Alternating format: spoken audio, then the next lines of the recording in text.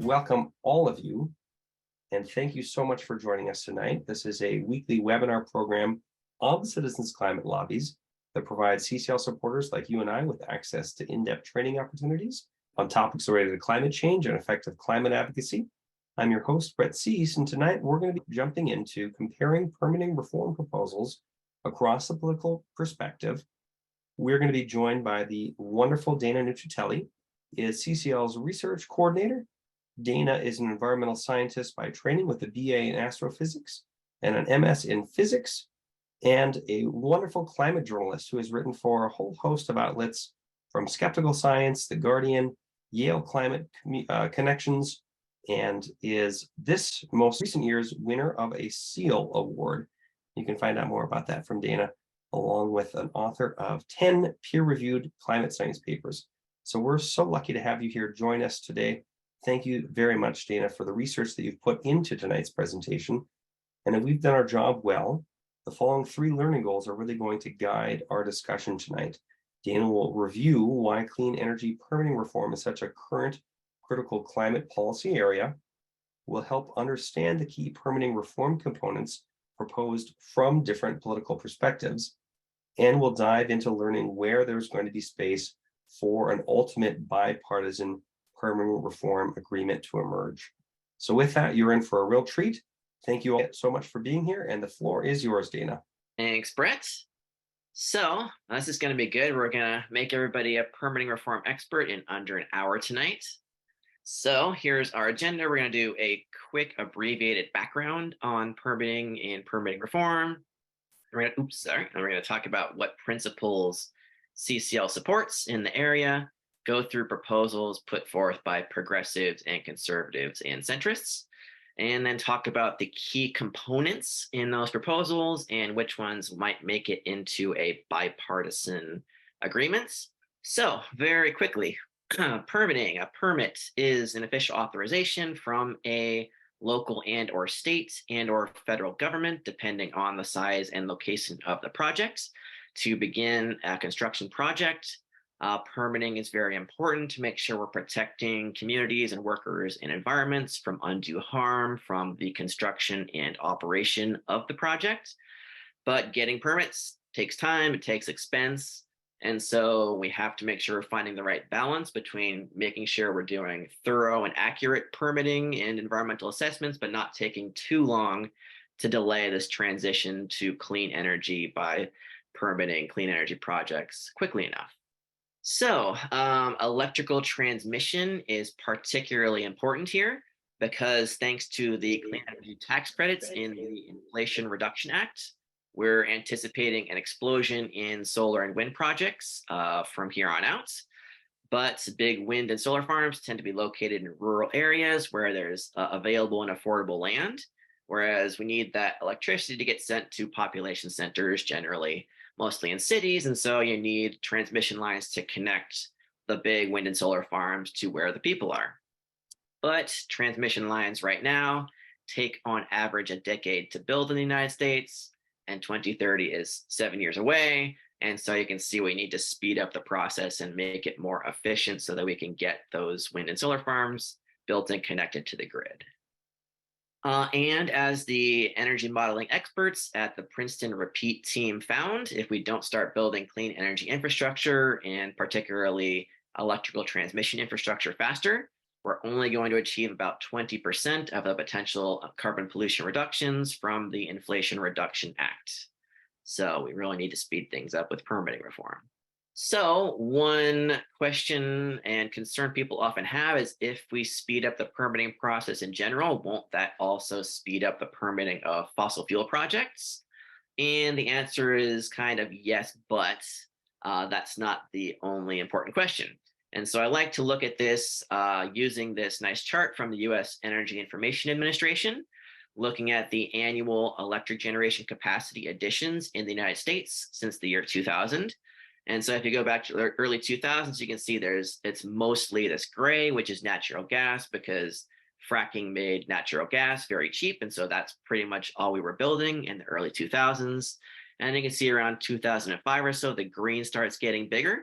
That's wind energy, starting to become more prevalent because it started to become more cost effective and cheaper. And then around 2013 or so, you can see the yellow starting to get bigger and bigger. That's solar energy because solar energy started to get quite a bit cheaper over the past decade. And the past couple of years, you can see there's quite a bit of blue growing there. That's battery storage because we've started to build so much solar energy, especially in places like California, that there's more solar energy during the daytime than we need. So you want to store some of that during the daytime so that you can then use it in the evening and the nighttime. And so you can see there's this transition that's been happening from fossil fuel predominant infrastructure towards more and more renewable energy, especially over the past 3 years, 2020, 21, and 22. In each of those years, 84% of the new electric generation capacity added in the United States was clean energy, and the other 16% was natural gas. And you can see what's planned in this year, 2023. It's even better. There's a ton of solar planned to be installed this year and every year from here on out because of the Inflation Reduction Act tax credits, because solar has already just become so cost effective, and because some bottlenecks are opening up in the supply chain. And so you can see there's this transition where we're starting to see all the demand, or the vast majority of the demand for new electric generation is clean energy. And so if we speed up permitting, that is most of what will benefit from that. And so you put that all together and look at kind of here's our calculus for clean energy permitting reform. We need to build clean energy infrastructure faster for the climate so that we can get our emissions down and meet our Paris commitments. We also need to build it faster for frontline communities because there are a lot of existing dirty fossil fuel pollution sources that are not only putting carbon and greenhouse gases into the atmosphere, they're also releasing other air pollutants into the communities located around those power plants. And so we need to build clean energy infrastructure faster so that we can replace those dirty sources of energy and pollution with wind and solar and clean sources so that those communities don't have to keep breathing that pollution, which results in adverse health effects and premature deaths that are avoidable if we can get permitting reform done and get the clean stuff built. As we saw, most of what's being slowed down by the permitting process right now is clean energy. And so I think we've reached the point where we need to focus less on the supply side and stopping the construction of fossil fuel infrastructure and more on the fact that the demand has shifted towards clean energy because it's cheaper, it's got the tax credits. Everybody likes the clean energy. And so we need to let the clean energy be built faster through permitting reform. So that's all the background I'm going to do, but we did a whole CCU and we have a whole training page on in general why clean energy permitting reform is an important climate priority from last November. If you go to our training page, you can go to community and just search for clean energy permitting reform and that will take you there. Brett will probably put a link in the chat because he's very good at that. So that's if you want more detail about the background, but now we're going to get into more of the specifics. So how do we speed up permitting? There's kind of different categories of things you can do. Some of them we've already accomplished, like the bipartisan infrastructure bill from 2 years ago and the Inflation Reduction Act from last year had some small, useful legal changes. And the IRA had some really important funding to federal agencies so that they can do environmental reviews for the permitting process, so that they can devote more resources, hire more staff, and that will allow them to do reviews more quickly. So that's very helpful. And then there is the executive branch and federal agencies doing what they can do. So for example, the Federal Energy Regulatory Commission, FERC, is doing some proposed new rules to try to speed things up, for example, so that they can review multiple similar projects at the same time rather than just reviewing one project at a time. So they're trying to do what's within their authority to speed up the permitting review process. And then the Biden administration also directed federal agencies to make action plans and set timeline goals and engage stakeholders early in the process, in the permitting process, so that basically it's doing what federal agencies can do within their existing authority to speed things up in the permitting process. But what's in their existing authority is limited. And so what we can do is lobby Congress to try to do what they can to speed up the process. For example, giving federal agencies more authority so that they can take more actions to speed up permitting and to streamline some relevant laws so that things go faster. In general, CCL supports policies in the clean energy permitting reform area that add to America's capacity to transmit clean electricity, because we saw how important that is, that speed up the approval of clean energy projects that are waiting to be built, and also preserve communities' ability to make their voices heard on the environmental and other impacts of proposed energy projects. So we're not going to support just any permitting reform. It has to be what we consider good permitting reform, which has these two general components. It has to drive down carbon pollution by speeding up the approval of these good clean energy projects. And it has to also protect the health and safety of American people and communities. So those are kind of our two overarching goals. And so along these lines, CCL signed on to this coalition letter advanced by the Chamber of Commerce, which was interesting. The Chamber of Commerce has historically not been so good on climate policy, but when it comes to permitting reform, a lot of businesses and industries would benefit from a streamlined permitting process. And so they're on board with permitting reform and getting it done.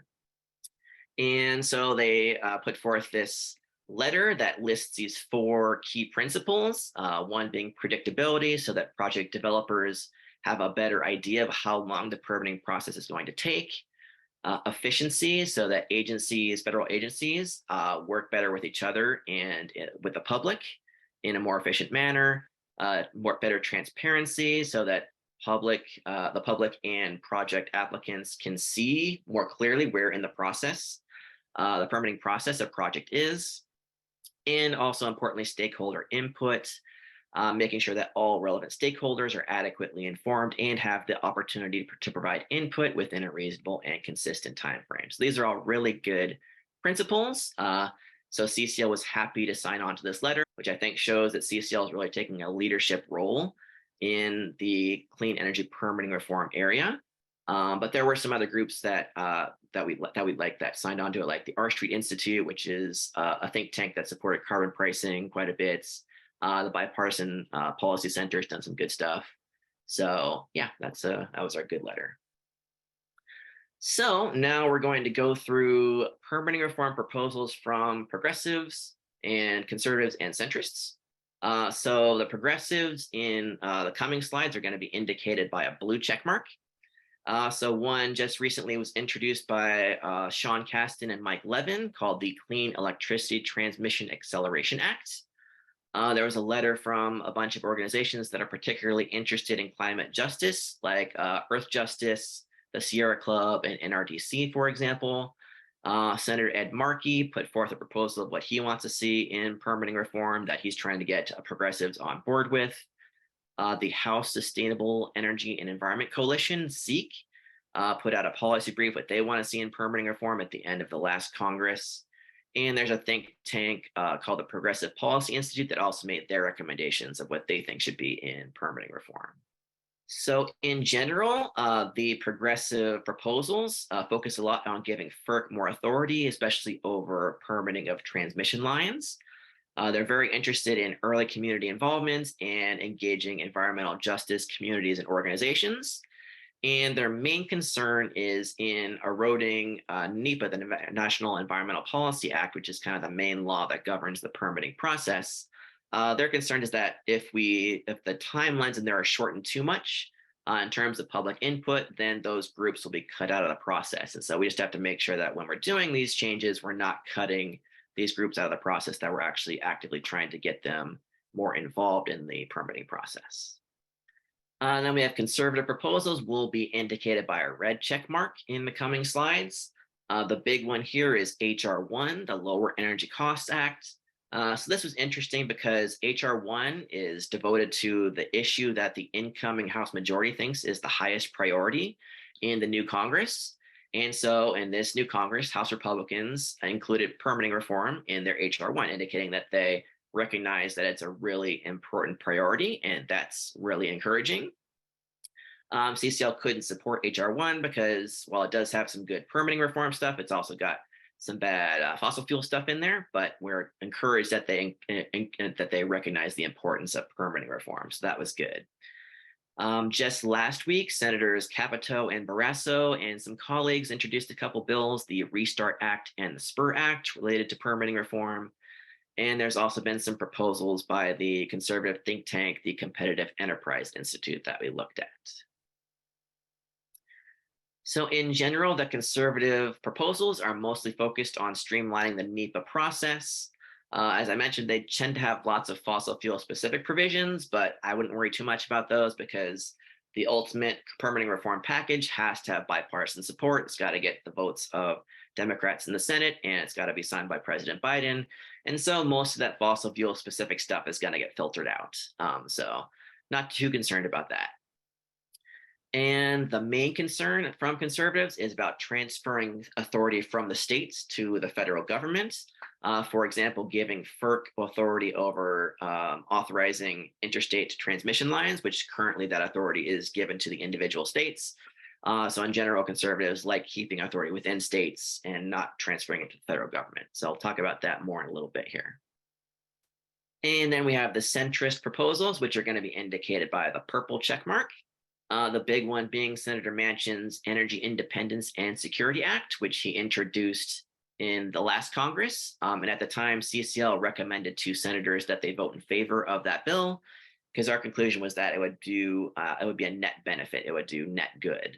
Senator Manchin has reintroduced the bill just recently. CCL is not going to endorse it because, again, it's not a perfect bill. There's stuff in there like the Mountain Valley Pipeline that's not great, but nevertheless, it's a good starting point. And I think President Biden actually just recently endorsed that today. And then there's some policy briefs and reports and recommendations from a variety of centrist think tanks, the Brookings Institution, the Aspen Institute, and the Information Technology and Innovation Foundation that we also looked at. So in general, these centrist proposals have lots of overlap with progressives and conservatives, which is good because the progressives and the conservatives don't have a lot of overlap with each other. But the centrist proposals have some of the progressive and some of the conservative components in there. So they include some giving FERC more authority and some measures to streamline the NEPA process. So it's kind of a good starting point to broker a bipartisan compromise package because they've got kind of some of what everybody likes in their centrist proposals.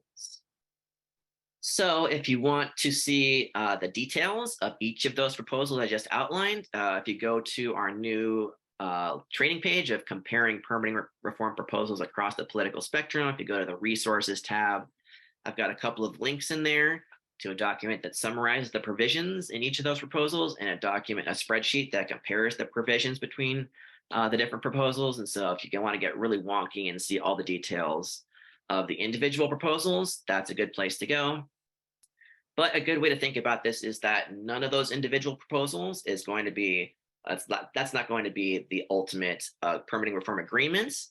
We're ultimately going to get this bipartisan agreement that kind of plucks pieces and components from a lot of these different proposals, but it's not taking an entire proposal and introducing that and making that the permitting reform agreement. It's going to be like bits and pieces sewn together into a package that's able to get enough votes to pass in the House and the Senate and then get President Biden's signature.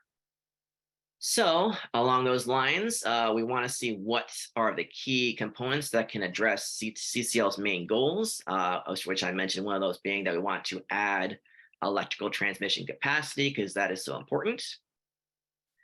And so in order to speed up long distance transmission line permitting, especially those that go between multiple states, there are a few bills introduced there. Senator Whitehouse introduced what's called the SITE Act. He actually introduced it in the last Congress and reintroduced it in this Congress. And what that does is for large interstate transmission lines, it transfers the permitting authority from individual states to FERC.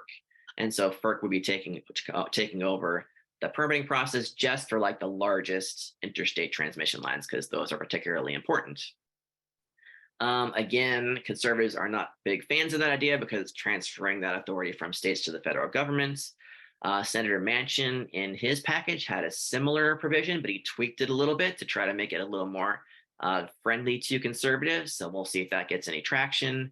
And then Senator Hickenlooper he's about to introduce a bill called the Big Wires Act. which is a great name. They always come up with great names for these bills.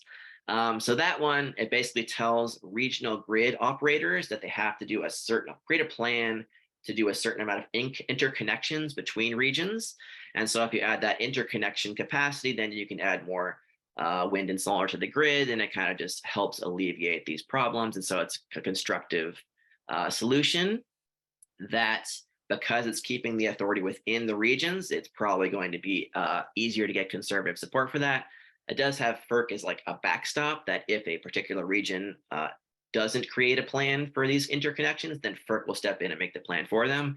But as long as each region makes a plan, then the authority stays within the regions, and we're not transferring that authority to the federal government.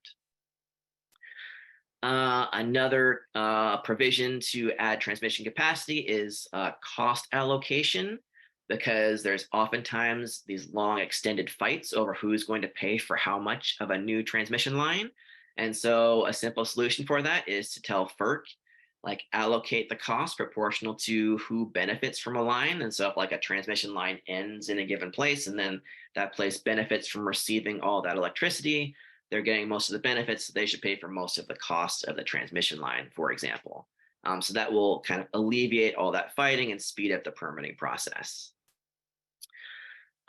Similar to the Site Act, we can also designate big transmission systems of strategic national importance and say that therefore they should get an accelerated permitting process.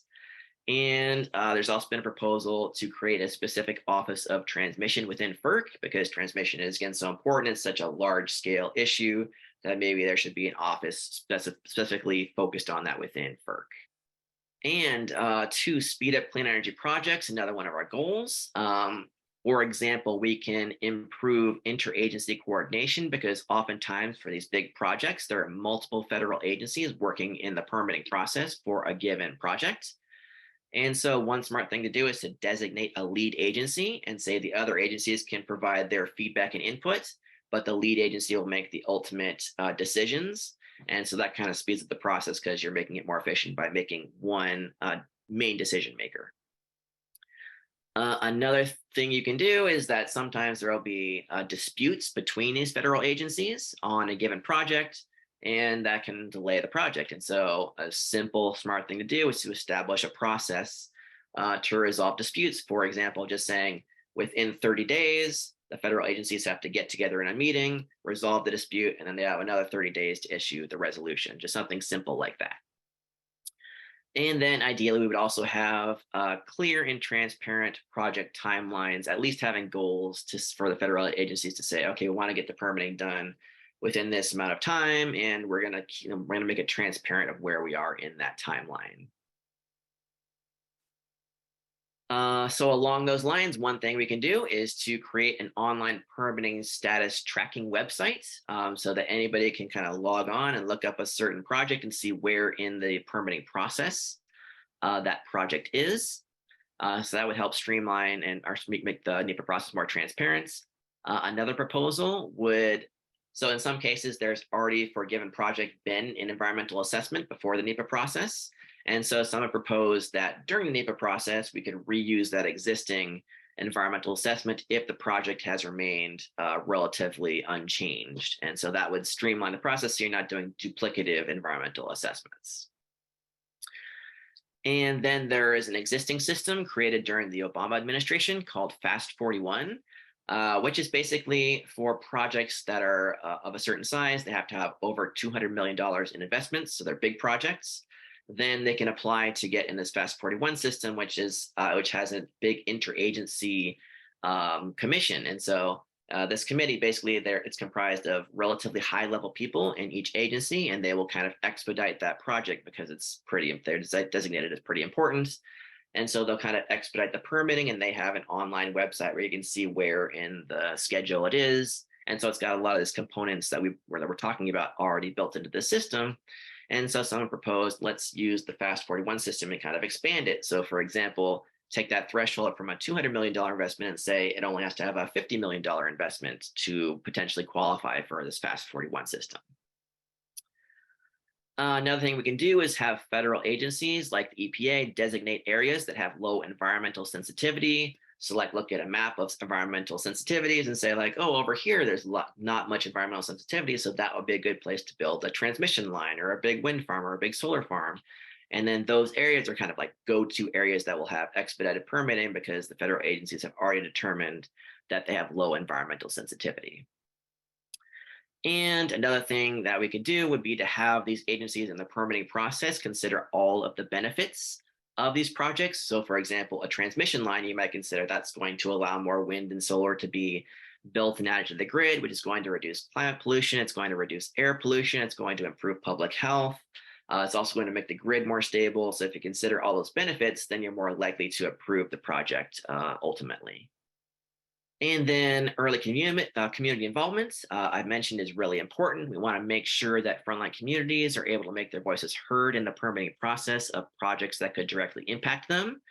And that's also really useful. Not only are we making sure these communities are involved in the process and making their voices heard, but when they are involved, and they are less likely to object ultimately that they have been excluded, in which case that can often cause lawsuits to happen. If a group thinks like we weren't involved, we disagree with the ultimate conclusion of this permitting process, so we're going to sue and try to stop it. And then those lawsuits, they can really extend the timelines of these projects for a long time because the legal process is very slow. And so ideally we want to avoid as many of these lawsuits as possible. A good way to do that is to make sure we're getting early community involvement. So it's kind of a win-win that you get everybody engaged and involved in the process and making their voices heard, and you avoid lawsuits down the line. So that ultimately speeds up project timelines. So those are kind of the key components. And now we're going to look at who has proposed which of these. So we talked about giving FERC more authority over interstate transmission lines and the cost allocation of those transmission lines. That's been proposed by progressives and centrists. As I mentioned, conservatives are not a big fan of giving FERC the authority that states used to have. And so again, we just have to find a way to do this that conservatives can live with. A bunch of Senate climate hawks have said they won't vote for a permitting reform proposal if it doesn't include this, because this transmission stuff is so critically important. So we just have to find a way to do it that can get conservatives on board too. And then these provisions to improve agency efficiency and transparency, like designating a lead agency, establishing dispute resolution procedures, setting at least goals for environmental review timelines, and adding transparency. That's something that has support across the political spectrum, which is good. That's kind of a good starting point that everybody agrees that these are good ideas. And so that's kind of a good backbone for a permitting reform package. And then expanding the Fast 41 program, something that's been proposed by centrists and conservatives. I think it's something that a lot of progressives could get on board with too.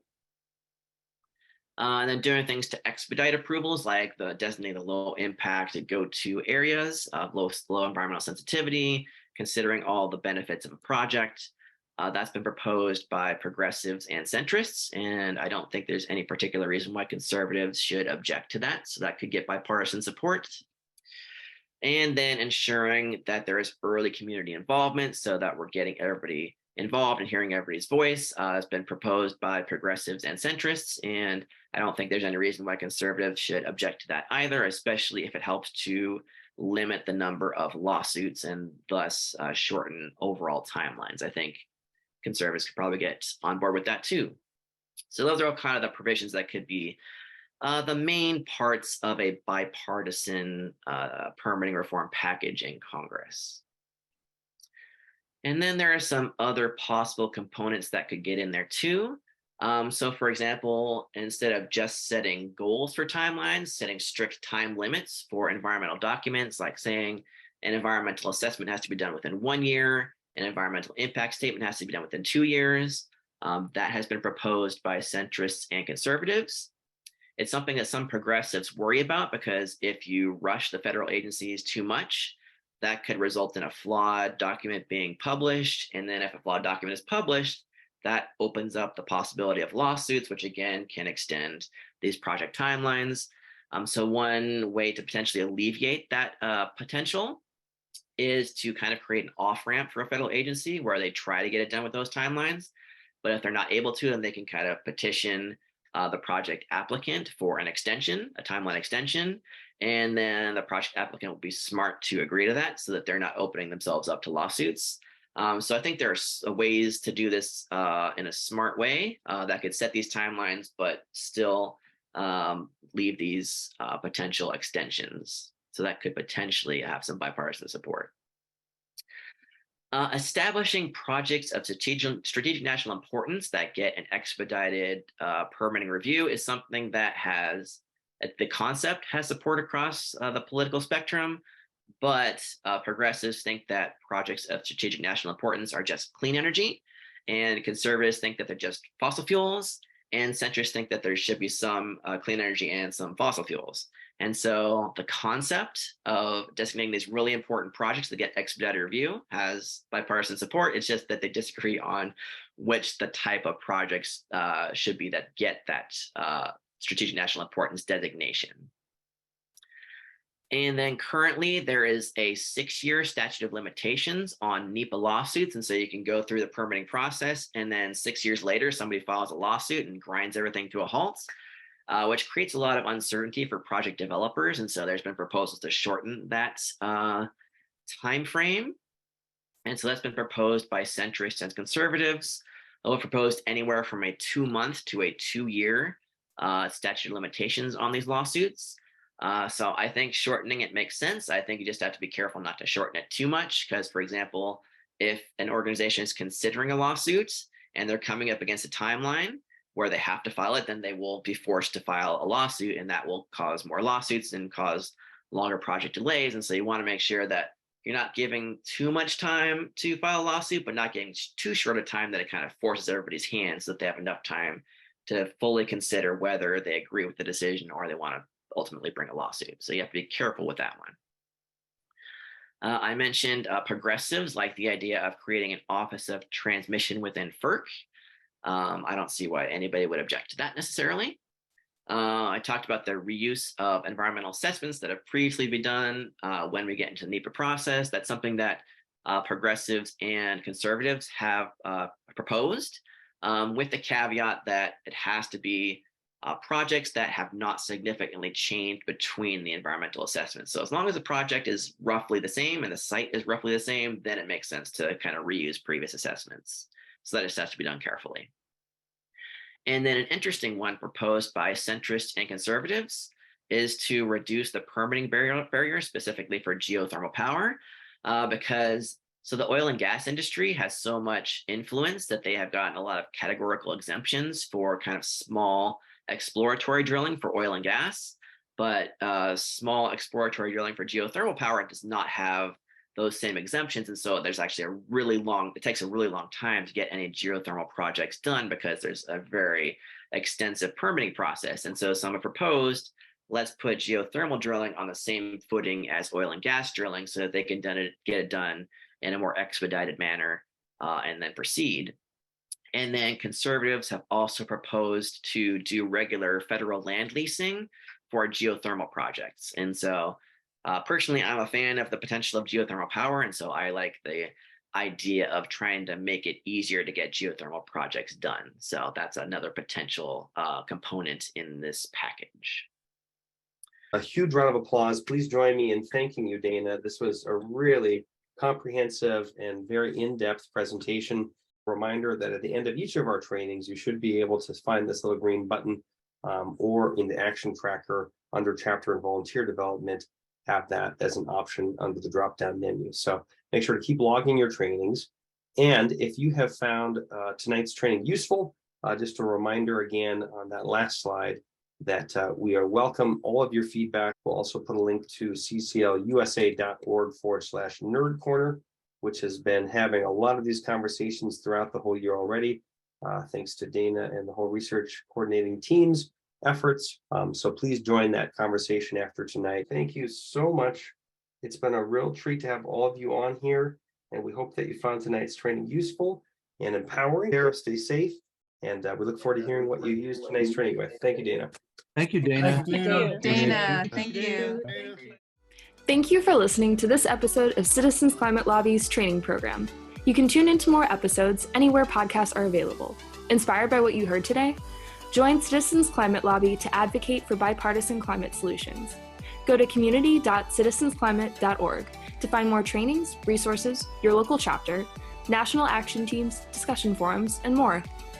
Be sure to like our Facebook page and follow us on Twitter and Instagram @CitizensClimate. We also invite all of our listeners to subscribe to our YouTube channel for more inspiration. Like what you hear? Recommend us to your friends and make sure to give us a 5-star rating. It helps us show up on other listeners' feeds. Feel free to pass on any suggestions for future episodes in the comments as well. And together, we are creating the political will for a livable world.